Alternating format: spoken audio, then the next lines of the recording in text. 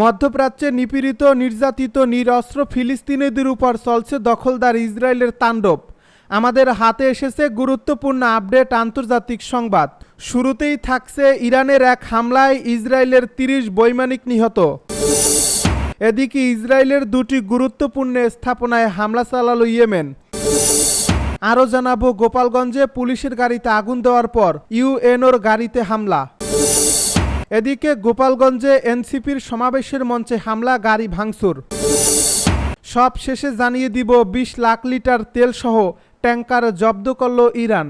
এতক্ষণ শুনছিলেন আপডেট সংবাদের শিরোনাম, এবারে বিস্তারিত। এর আগে অনুরোধ রইল ভিডিওটিতে একটি লাইক এবং কমেন্ট করে জানিয়ে দিন ভিডিও সম্পর্কে আপনার মূল্যবান মতামত। আরও জানিয়ে দিন ভিডিওটি কোথা থেকে দেখছেন বা কোন জেলা থেকে দেখছেন। ইরানের এক হামলায় ইসরায়েলের ৩০ বৈমানিক নিহত। ইরাকে নিয়োজিত ইরানের সাবেক রাষ্ট্রদূত হাসান কাজেমি কুমি এক টেলিভিশন সাক্ষাৎকারে জানিয়েছেন, ইরান ইসরায়েল ১২ দিনের যুদ্ধে ইরানের একটি পাল্টা হামলায় ৩০ জন ইসরায়েলি বৈমানিক নিহত হয়েছেন। তিনি একই ইসরায়েলি শাসন ব্যবস্থার জন্য একটি বড় ধাক্কা বলে অভিহিত করেন খবর বার্তা সংস্থা মেহেরের। তিনি আরও বলেন, এটি দখলদার ইসরায়েলি শাসনের জন্য কোনো ছোট ঘটনা নয়। মূলত এ কারণেই তেল আবিব সরকার এখন পর্যন্ত এ বিষয়ে অনেক তথ্য গোপন করছে বা লুকিয়েছে। তিনি দাবি করেন, ওই যুদ্ধে শত্রুপক্ষের মূল উদ্দেশ্য ছিল ইরানের সরকার পরিবর্তন করা এবং যুক্তরাষ্ট্রের প্রভাব ফিরিয়ে আনা, কিন্তু তারা তাদের কোনো লক্ষ্যই সফল হয়নি। হাসান কাজেমি কুমি আরও বলেন, ইসলামী বিপ্লবের নেতার নেতৃত্বে ইরানের সশস্ত্র বাহিনী ইসরায়েলের বিরুদ্ধে একটি বড় আঘাত হানে এবং শত্রুর অঞ্চলভিত্তিক বড় পরিকল্পনা ভণ্ডুল করে দেয়। উল্লেখ্য, গত ১৩ জুন থেকে শুরু হওয়া ১২ দিনের যুদ্ধে ইসরায়েল ইরানের সামরিক, পারমাণবিক ও আবাসিক এলাকাগুলোর উপর বিমান হামলা চালায়। এরই মধ্যে ২২ জুন যুক্তরাষ্ট্র ইরানে নাতাঞ্জ, ফোর্দো ও ইস্পাহান এই ৩টি পারমাণবিক স্থাপনায় হামলা চালায়। এর জবাবে ইরানের বিপ্লবী গার্ড বাহিনীর মহাকাশ বিভাগ অপারেশন ট্রু প্রমিস ৩ এর অংশ হিসেবে ইসরায়েলের দখলকৃত শহরগুলোর উপর ২২ দফা পাল্টা ক্ষেপণাস্ত্র হামলা চালায়। এছাড়া যুক্তরাষ্ট্রের এই হামলার জবাবে ইরানি বাহিনী কাতারে অবস্থিত আল উদেদ সামরিক ঘাঁটিতে মিসাইল হামলা চালায়। এই অবস্থায় ২৪ জুন কার্যকর হওয়া এক যুদ্ধবিরতির মাধ্যমে এই সংঘর্ষ আপাতত থেমে আছে। ইসরায়েলের দুটি গুরুত্বপূর্ণ স্থাপনায় হামলা চালালো ইয়েমেন। হুতি আনসারুল্লাহ নিয়ন্ত্রিত ইয়েমেনের সশস্ত্র বাহিনী ড্রোন হামলার মাধ্যমে ইসরায়েলের এলাদ বন্দরে এবং নেঘেব অঞ্চলে দুটি গুরুত্বপূর্ণ কৌশলগত লক্ষ্যবস্তুতে আঘাত এনেছে। গাজায় দখলদার ইসরায়েলের অব্যাহত আগ্রাসনের জবাবে মঙ্গলবার রাতে এ হামলা চালানো হয়েছে বলে জানান ইয়েমেনের সশস্ত্র বাহিনীর মুখপাত্র ব্রিগেডিয়ার জেনারেল ইয়াহিয়া সারি। এক বিবৃতিতে তিনি বলেন, এই যুগপৎ সামরিক অভিযানে ৩টি ড্রোন ব্যবহার করা হয়েছে। এর মধ্যে 2টি ড্রোন নেঘেবের একটি বড় সামরিক ঘাঁটিতে হামলা চালায় এবং তৃতীয় ড্রোনটি এলাদ বন্দরে আঘাত হানে। ইয়াহিয়া সারি বলেন, আল্লাহর কৃপায় এই অভিযান তার নির্ধারিত লক্ষ্য সফলভাবে অর্জন করছে। ইয়েমেনি বাহিনীর পক্ষ থেকে আরও জানানো হয়, গাজায় আগ্রাসন ও অবরোধের বিরুদ্ধে তারা তাদের সামর্থ্য অনুযায়ী প্রতিরোধ চালিয়ে যাবে। একই সঙ্গে আরব ও ইসলামিক দেশগুলোর উপর যে কোনো হামলা প্রত্যাখ্যান করবে। ইয়াহিয়া সারি আরও বলেন, ইসরায়েলের আগ্রাসন বন্ধ না হওয়া পর্যন্ত এবং গাজার অবরোধ প্রত্যাহার না হওয়া পর্যন্ত ইয়েমেনি সশস্ত্র বাহিনীর এ ধরনের অভিযান অব্যাহত থাকবে।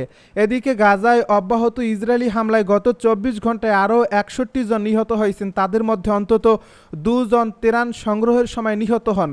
জাতিসংঘের ফিলিস্তিনি শরণার্থী সংস্থা UNRWA সতর্ক করে জানিয়েছে, অবরুদ্ধ গাজায় শিশুদের মধ্যে অপুষ্টির হার উদ্বেগজনকভাবে বাড়ছে। গোপালগঞ্জে পুলিশের গাড়িতে আগুন দেওয়ার পর ইউএনওর গাড়িতে হামলা। গোপালগঞ্জে পুলিশের গাড়িতে আগুন দেওয়ার পর এবার উপজেলার নির্বাহী কর্মকর্তার গাড়িতে হামলা করা হয়েছে। আজ বুধবার বেলা ১১টার দিকে গোপালগঞ্জ টেকেরহাট সড়কের সদর উপজেলার কংসুরে এই ঘটনা ঘটে। গোপালগঞ্জে আজ জাতীয় নাগরিক পার্টির মার্চ টু গোপালগঞ্জ কর্মসূচি ও পথসভার আগে এইসব ঘটনা ঘটছে। আজ সকাল 9:30টার দিকে সদর উপজেলার উলপুর দুর্গাপুর সড়কের খাটিয়াগড় চরপাড়ায় পুলিশের গাড়িতে হামলা ও আগুন ধরিয়ে দেওয়ার ঘটনা ঘটে। এই ঘটনায় ৩ পুলিশ সদস্য আহত হন। এ খবর পেয়ে ওই এলাকা পরিদর্শনে যান সদর উপজেলার UNOM রাকিবুল হাসান। সেখান থেকে ফেরার পথে বেলা 11:30টার দিকে সদর উপজেলার কংসুরে ইউএনের গাড়িতে হামলা করা হয়। এ ঘটনায় তার গাড়ির চালক আহত হন। ইউএনও এম রাকিবুল হাসান বলেন, এনসিপির পদযাত্রাকে কেন্দ্র করে পুলিশের গাড়িতে হামলা অপ্রীতিকর ঘটনা জানার পরে ওই এলাকায় পরিদর্শনে যাই। সেখান থেকে ফেরার পথে কংসুরে পৌঁছালে একদল লোক আমাদের গাড়িতে হামলা করে। গাড়ির চালক মোহাম্মদ হামিম আহত হয়েছেন। গোপালগঞ্জে এনসিপির সমাবেশের মঞ্চে হামলা ভাঙচুর। গোপালগঞ্জে জাতীয় নাগরিক পার্টির সমাবেশ মঞ্চে হামলা চালিয়েছে স্থানীয় আওয়ামী লীগ ও নিষিদ্ধ ছাত্রলীগের নেতাকর্মীরা। বুধবার দুপুর 1:35 দিকে গোপালগঞ্জ শহরের পৌর পার্ক এলাকায় আয়োজিত সমাবেশের মঞ্চে এ হামলা চালানো হয়। এ সময় সমাবেশের মঞ্চে থাকা সাউন্ড বক্স, মাইক, চেয়ার ভাঙচুর সহ উপস্থিত এনসিপির নেতাকর্মীদের উপর হামলা করা হয়। গোপালগঞ্জ সদর থানার ওসি মীর মোহাম্মদ সাজিদুর রহমান বিষয়টি নিশ্চিত করছেন। এর আগে এনসিপির কেন্দ্রীয় কর্মসূচি জুলাই পদযাত্রাকে কেন্দ্র করে গোপালগঞ্জ সদর উপজেলা নির্বাহী কর্মকর্তার গাড়িবহরে হামলা চালিয়ে গাড়ি ভাঙচুর করছে পতিত আওয়ামী লীগ ও নিষিদ্ধ ঘোষিত সংগঠন ছাত্রলীগের নেতাকর্মীরা। বুধবার সদর উপজেলার গান্ধীআশুর এলাকায় এই ঘটনা ঘটে। এতে বেশ কয়েকজন আহত হয়েছেন। এই বিষয়টি নিশ্চিত করছে গোপালগঞ্জ সদর উপজেলা নির্বাহী কর্মকর্তা এম রকিবুল হাসান। তিনি বলেন, জাতীয় নাগরিক পার্টির মাঠ জুড়ে জুলাই পদযাত্রার অংশ হিসেবে আজ গোপালগঞ্জ শহরের পৌর পার্কে পদযাত্রার কথা রয়েছে তাদের। সেখানে কেন্দ্রীয় নেতাদের আগমনের কথা রয়েছে তাদের। পদযাত্রা বানচালের জন্য আওয়ামী লীগ ও ছাত্রলীগের সমর্থকেরা সদর উপজেলার গান্ধীআশুর এলাকায় গাড়িবহরে হামলা ও ভাঙচুর করছে তারা। 20 লাখ লিটার তেলসহ ট্যাঙ্কার জব্দ করল ইরান। ওমান সাগরে একটি বিদেশি তেলবাহী ট্যাঙ্কার জব্দ করছে ইরান। এই জাহাজটি আনুমানিক 20 লাখ লিটার চোরাই জ্বালানি বহন করছিল। হরমুজগান প্রদেশের প্রধান বিচারপতি মোস্তফা গাহারমানি বুধবার এ তথ্য জানিয়েছেন। তিনি বলেন, ইরানের সামুদ্রিক সীমানায় সন্দেহজনকভাবে জ্বালানি চোরা চালানের উপর নজরদারির মধ্যে এই ট্যাঙ্কারটি জব্দ করা হয়। খবর বার্তা সংস্থা মেহেরের।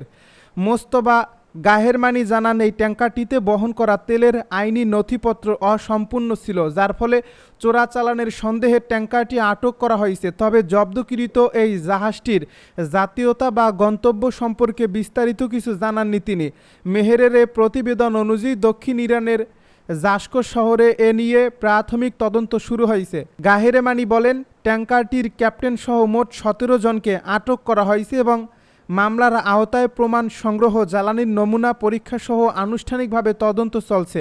তিনি আরও জানান, পরিমাণ নিশ্চিত করতে ল্যাবরেটরিতে বিশ্লেষণ ও কাগজপত্র যাচাই করা হচ্ছে। পুরো তদন্ত শেষ হলে এই মামলার ফলাফল প্রকাশ করা হবে। লেবাননে ইসরায়েলি বাহিনীর হামলায় 7 সিরীয় সহ নিহত 12।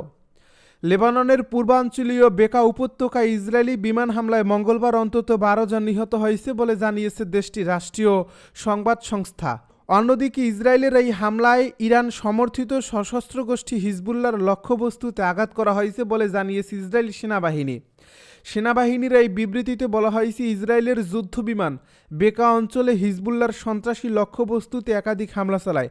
এই লক্ষ্যগুলোর মধ্যে প্রশিক্ষণ কেন্দ্রও ছিল, যেগুলো থেকে ইসরায়েলি সেনা ও রাষ্ট্রের বিরুদ্ধে সন্ত্রাসী হামলার পরিকল্পনা ও বাস্তবায়ন করা হচ্ছিল। লেবাননের রাষ্ট্রীয় সংবাদ সংস্থা এএনএন জানায়, শত্রুপক্ষের যুদ্ধবিমানগুলো বেকা উপত্যকার উত্তরে ওয়াদি ফারা এলাকায় কয়েকটি হামলা চালায়। এর মধ্যে একটি হামলা বাস্তুচ্যুত সিরীয়দের একটি ক্যাম্পে পড়ে, যাতে 12 জন নিহত হয়। এদের মধ্যে 7 জন সিরীয়, এছাড়া 8 জন আহত হয়েছে। ইসরায়েল ও হিজবুল্লাহর মধ্যে যুদ্ধবিরতি চললেও এই হামলা চালানো হলো। ইসরায়েল বলছে তারা হিজবুল্লাহর রাদওয়ান ফোর্সের লক্ষ্যবস্তুতে আঘাত এনেছে। এই রাদওয়ান ফোর্স হিজবুল্লাহর একটি অভিজাত ইউনিট। এদিকে ইসরায়েলের প্রতিরক্ষামন্ত্রী ইসরায়েল কাটজ এই হামলাকে হিজবুল্লাহ ও লেবানন সরকারের উদ্দেশ্যে স্পষ্ট বার্তা বলে উল্লেখ করেছেন। তার দাবি, লেবানন সরকার এই চুক্তি বাস্তবায়নের জন্য দায়ী। আমরা প্রতিটি সন্ত্রাসীকে আঘাত করব এবং ইসরায়েল ও উত্তরাঞ্চলীয় বাসিন্দাদের প্রতি যে কোনো হুমকি প্রতিহত করব। তিনি আরও বলেন, হিজবুল্লাহ তাদের সামর্থ্য পুনর্গঠনের চেষ্টা করলে আমরা সর্বোচ্চ শক্তি দিয়ে প্রতিক্রিয়া জানাব।